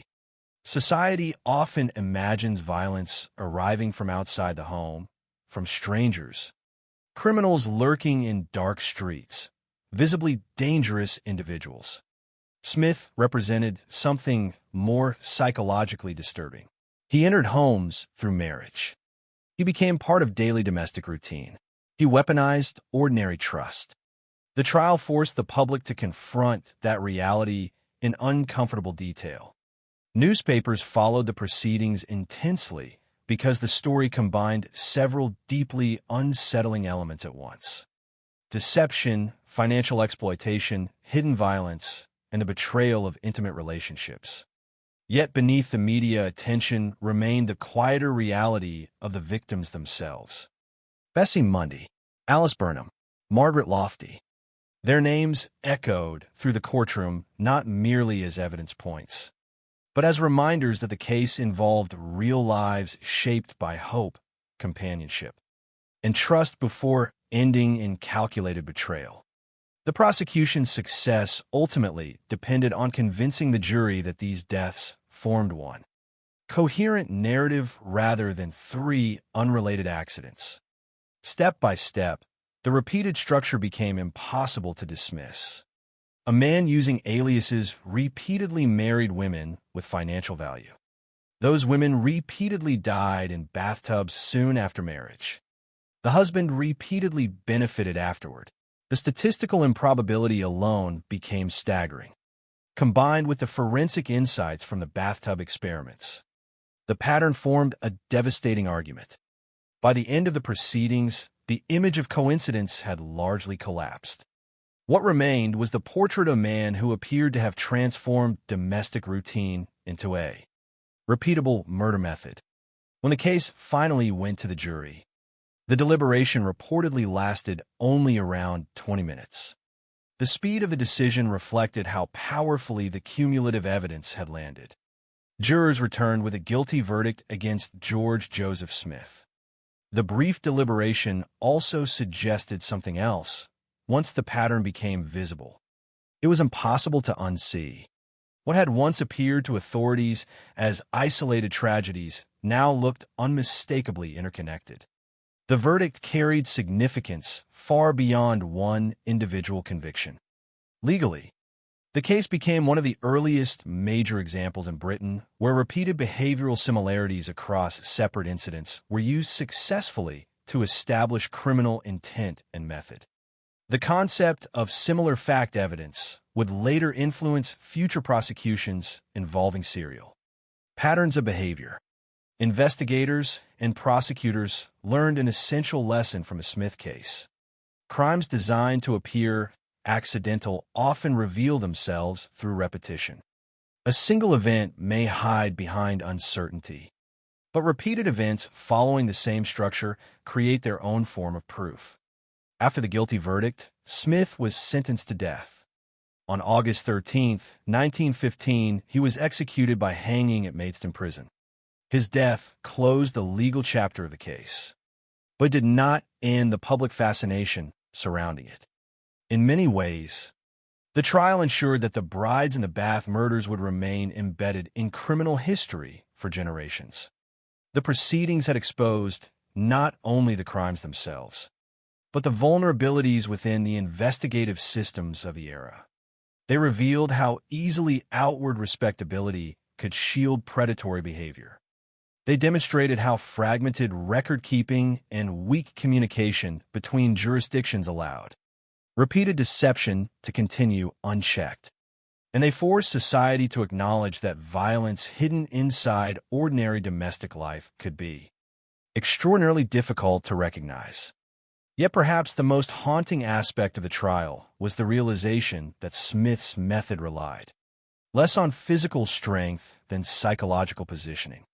He did not overpower strangers in public confrontations. He created circumstances where trust eliminated resistance before danger was even perceived. The women most likely never imagined the person standing nearest to them represented the threat itself. By the time the courtroom understood the full shape of the pattern, that betrayal had already become the defining horror of the entire case. The silence of the bathrooms, the absence of obvious struggle, the calm appearances surrounding each death, all of it had once protected Smith. But inside the courtroom at Old Bailey, those same repeated details finally became the evidence that destroyed him. When George Joseph Smith was executed by hanging at Maidstone Prison on August 13, 1915, the legal proceedings surrounding the Brides in the Bath murders officially came to an end. But the case itself never truly disappeared. Long after the courtroom emptied and the newspaper headlines faded from the front pages, the story continued to linger in British criminal history with an unusual persistence. Part of that endurance came from the shocking nature of the crimes. Part came from the legal and forensic significance of the investigation. But perhaps the deepest reason the case survived in public memory was because it exposed something profoundly unsettling about trust, intimacy, and the vulnerability hidden inside ordinary domestic life. Unlike many infamous killers whose crimes unfold in public spaces or through obvious brutality, Smith operated quietly within the emotional structure of marriage itself. That fact transformed the case from a series of murders into a broader social nightmare. In the immediate aftermath of the trial, public reaction across Britain reflected both fascination and discomfort. Newspapers had already turned the phrase "brides in the bath" into a widely recognized label, and the wording itself carried an eerie contradiction. The word brides evoked romance, security, domestic hope. The phrase "in the bath" sounded almost mundane, harmless even. Yet together, they described repeated acts of calculated murder committed against women who believed they had entered safe and loving relationships. The horror of the case lay partly in that collision between the ordinary and the monstrous. Bathtubs were not associated with violence. Marriage was not supposed to lead to danger. Smith had transformed both into instruments of exploitation. The public struggled to process the idea that repeated murder could hide so effectively behind the appearance of respectable domestic life. The case also forced British society to confront uncomfortable weaknesses within its own institution. The investigation revealed how fragmented record-keeping and poor communication between jurisdictions allowed Smith to operate under multiple aliases for years. Different towns saw different versions of the same man. Different officials handled separate incidents without realizing they were connected. One drowned woman in one district did not automatically trigger scrutiny elsewhere. In many ways, Smith succeeded not only because he was deceptive, but because the systems around him were unprepared to recognize patterns spread across geography and identity. The murders exposed the limitations of early 20th century policing at a time when modern investigative coordination barely existed. Yet the legacy of the case was not defined solely by institutional failure. The investigation also represented a turning point in the development of forensic reasoning and criminal analysis. Before the brides in the bath murders, many accidental drownings were accepted at face value unless clear physical violence appeared on the body. The bathtub experiments conducted during the investigation changed that understanding dramatically. Detectives and forensic specialists demonstrated that fatal drowning could occur rapidly and with surprisingly little visible injury if the victim was caught off guard in confined water. This realization carried enormous implications for future homicide investigations. The importance of behavioral pattern analysis also became one of the defining legacies of the trial. Prosecutors had succeeded not by proving one isolated dramatic act, but by showing repeated similarities across multiple incidents. The deaths of Bessie Mundy, Alice Burnham, and Margaret Lofty revealed a recurring structure too consistent to dismiss as coincidence. This use of similar fact evidence became historically significant because it demonstrated how serial behavior could expose criminal intent even when individual incidents appeared ambiguous on their own. Future investigations involving repeat offenders would increasingly rely on this principle. Patterns matter. Repetition matters. The Smith case helped establish that idea within British criminal law in a way that permanently influenced later prosecutions. But legal precedent alone does not explain why the case continues to resonate more than a century later. To understand that endurance, it is necessary to return to the victims themselves. Over time, famous criminal cases often risk reducing victims to supporting figures inside the narrative of the offender. The phrase "brides in the bath" can sometimes create that danger because it sounds almost literary, almost detached from the human lives involved. Yet beneath the historical label were three women who entered relationships believing they were building futures grounded in trust. Bessie Mundy trusted a man who presented himself as dependable and caring. Alice Burnham entered marriage believing the relationship offered companionship and security. Margaret Lofty, younger and reportedly more cautious, still found herself manipulated by someone skilled at emotional deception. None of these women could reasonably have anticipated that ordinary domestic routines would become fatal. That is what makes the case emotionally enduring. The victims were not lured into obviously dangerous situations. They were not strangers wandering into isolated spaces with unknown men. They were wives inside homes and rented rooms, carrying out ordinary acts of married life. The violence remained hidden precisely because it emerged from trust rather than open hostility. Smith weaponized emotional intimacy. He exploited social expectations surrounding marriage and male respectability. He understood that society was reluctant to imagine husbands as calculated predators operating within private domestic spaces. That psychological reality protected him almost as effectively as the lack of forensic evidence. In the years following the trial, the Brides in the Bath case became deeply embedded in true crime history. Books, documentaries, and criminal studies revisited the murders repeatedly, often focusing on the extraordinary simplicity of the suspected method and the groundbreaking nature of the investigation. Yet the most haunting aspect of the story has never been the bathtub itself. It is the betrayal, the realization that danger entered the victims' lives disguised as affection, stability, and companionship. The realization that Smith did not need to force entry into homes because he was invited inside willingly. That distinction matters because it changes the emotional texture of the crimes entirely. Many murders are terrifying because they involve visible aggression. The Brides in the Bath murders are terrifying because the violence remained almost invisible until it was too late.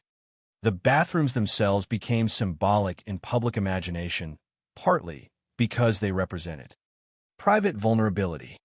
A person bathing is physically relaxed, emotionally unguarded, separated from the outside world. Smith appears to have understood that vulnerability completely. According to investigators, the method relied on surprise and imbalance rather than overwhelming force. That detail gave the murders an especially disturbing intimacy. The victims likely had only seconds to comprehend what was happening. There was no prolonged confrontation, no dramatic chase, no opportunity to flee. Only sudden disorientation inside water while the person closest to them became the source of danger. Over time, the case also became a reminder of how society interprets appearances. Smith succeeded for years because he looked respectable. He behaved calmly. He spoke politely. He performed normalcy convincingly enough that authorities initially interpreted repeated deaths as unfortunate accidents rather than homicide. The story therefore challenges comforting assumptions about what dangerous people are supposed to look like. Evil is not always loud. Sometimes it is methodical, patient, and socially skilled. Sometimes it wears the appearance of reliability so effectively that suspicion arrives only after irreversible harm has already occurred. Even today, modern readers and audiences continue returning to the case because it feels strangely contemporary despite occurring more than a century ago. The mechanics of the crimes belong to Edwardian England, but the underlying themes remain familiar: manipulation, financial exploitation, abuse hidden inside intimate relationships, institutions failing to recognize patterns quickly enough. The details may belong to the 1910s, but the emotional realities still resonate in modern discussions about coercion, trust, and hidden violence within domestic settings. Yet perhaps the final lesson of the Brides in the Bath case lies not in the killer himself, but in the fragility of ordinary safety. Most people move through domestic life assuming that familiar spaces protect them. Homes feel safer than streets. Marriage feels safer than isolation. Routine creates emotional comfort. Smith exploited those assumptions with devastating effectiveness. He transformed the symbols of security into instruments of vulnerability. And because the murders occurred without obvious chaos, they initially escaped recognition. In the end, the stillness surrounding the deaths became part of the horror. Nos chaterduindos. No screaming heard across crowded streets. Just quiet bathrooms, calm water, and lives ending behind closed doors while the world outside continued moving normally. That silence lingers over the case even now. More than 100 years later, the image remains haunting precisely because it feels so restrained. A rented room, a bathtub cooling slowly after the water stops moving, a husband waiting nearby, and somewhere inside that silence, the realization that trust itself had become the weapon long before the murders were ever understood. More than a century has passed since the deaths connected to George Joseph Smith first shocked Britain. Yet the case continues to occupy a strange and enduring place in criminal history. Some murders fade with time because they belong too specifically to the era in which they occurred. The Brides in the Bath case did the opposite. It survived because the fears underneath it never disappeared. The details belong to Edwardian England: rented boarding houses, handwritten records, fragmented police communication, and the rigid social expectations surrounding marriage. But the emotional core of the story still feels painfully recognizable. A manipulative man presents himself as trustworthy. Vulnerable people place faith in him. Institutions fail to recognize the danger quickly enough. Violence hides inside intimacy rather than outside it. Those themes remain disturbingly modern. Looking back now, the case feels less like a story about bathtubs and more like a story about invisibility.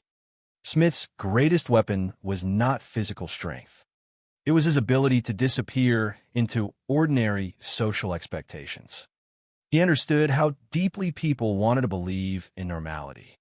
A married couple renting rooms together appeared ordinary. A husband managing financial matters appeared ordinary. A woman dying in a bathtub appeared tragic but believable. Every part of the crime was hidden inside behavior society considered familiar and respectable.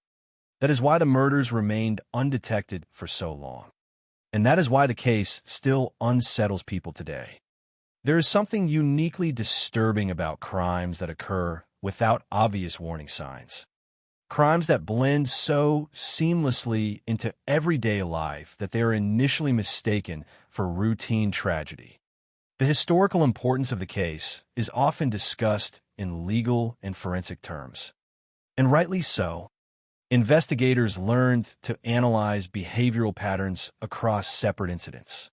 Prosecutors demonstrated the power of similar fact evidence during the trial at Old Bailey.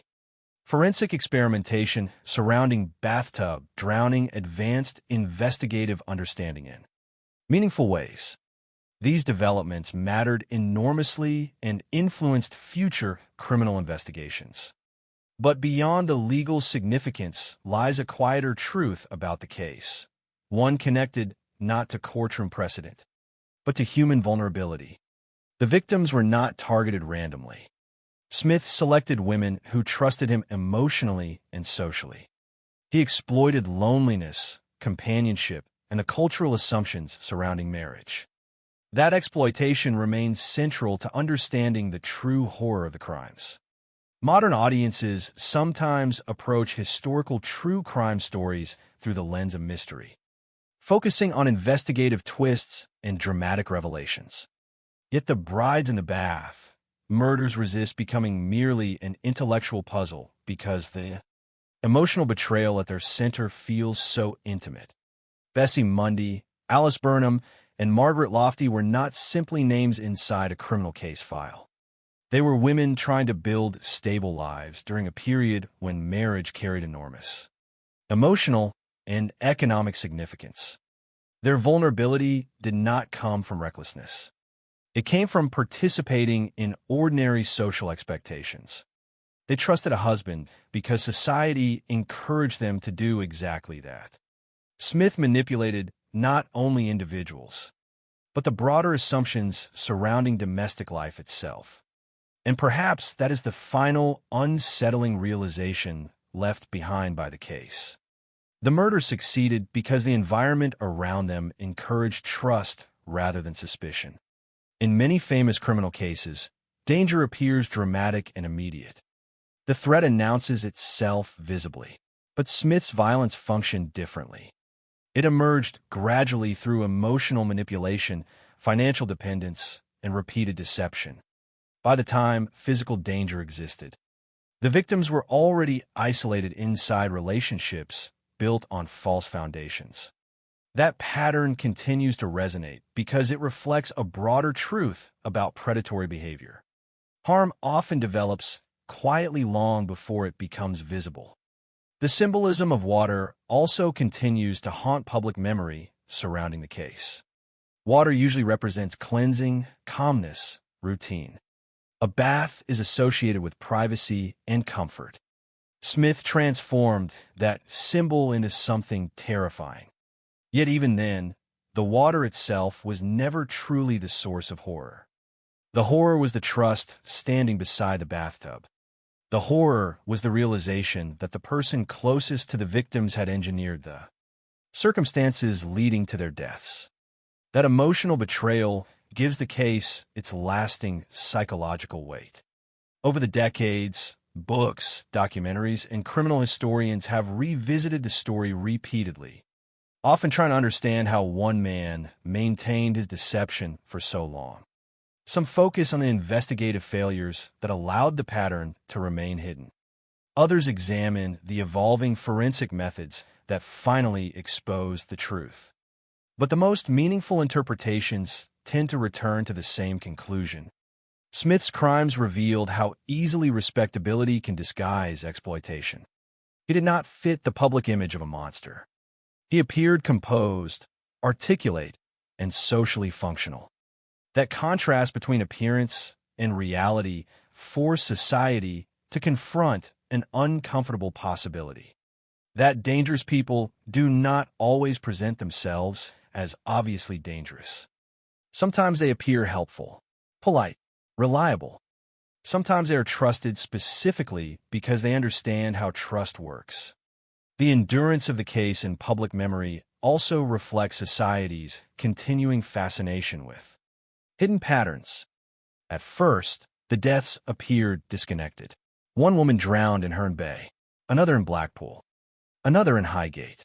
Different towns, different circumstances, different names used by Smith. Only later did investigators understand that the similarities mattered more than the differences.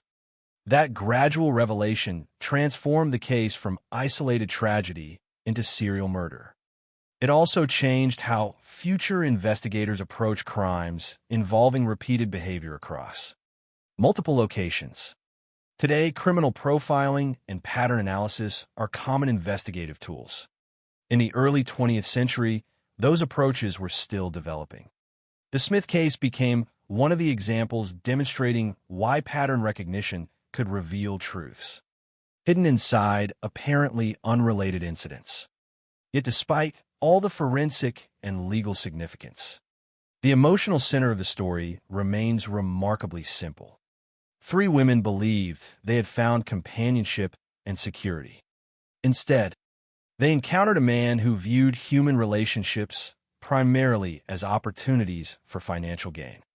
Their deaths became historically important because investigators eventually recognized the pattern, connecting them. But before they became part of legal history, they were individuals whose ordinary hopes and routines were exploited by someone skilled at deception. That perspective matters because true crime narratives sometimes drift too far toward fascination with offenders while losing sight of the human cost surrounding the crimes. The Brides in the Bath case should ultimately be remembered not because Smith was clever, but because the victims deserved far better than the trust they were given in return. There's also something uniquely haunting about the silence surrounding the murders. No dramatic gunshots echoed through crowded streets. No public confrontations warned observers that violence was unfolding. The deaths occurred quietly behind closed bathroom doors while the outside world continued normally. Boarding houses remained busy. Trains continued arriving at stations. Neighbors carried on with daily life. And inside private rooms, women died in ways initially mistaken for accidents. That silence gave the crimes a dreamlike quality that still unsettles modern audiences. Violence usually leaves visible disruption behind it. Smith's method seemed designed to erase disruption entirely. Even the crime scenes themselves appeared calm. Water eventually becomes still again. Towels remain hanging where they were left. The ordinary appearance of the rooms concealed extraordinary cruelty. In many ways, the case forces us to reconsider what danger actually looks like. Society often teaches people to fear obvious threats while overlooking manipulative behavior hidden beneath charm and familiarity. Smith benefited from that imbalance repeatedly. He did not need to overpower society's defenses through force because social expectations opened doors for him willingly. Marriage granted access. Respectability discouraged scrutiny. Domestic privacy shielded him further. The case, therefore, becomes not only a story about one killer, but also a story about how cultural assumptions can create blind spots large enough for violence to hide inside. More than 100 years later, the name Brides in the Bath still evokes immediate unease because it captures something deeply paradoxical: the collision of intimacy and danger. The phrase sounds almost gentle until its meaning becomes clear. Brides are associated with beginnings, optimism, partnership. Baths are associated with warmth and safety. Smith corrupted both symbols simultaneously. He transformed marriage into manipulation and domestic routine into fatal vulnerability. That contradiction gives the story its lasting power.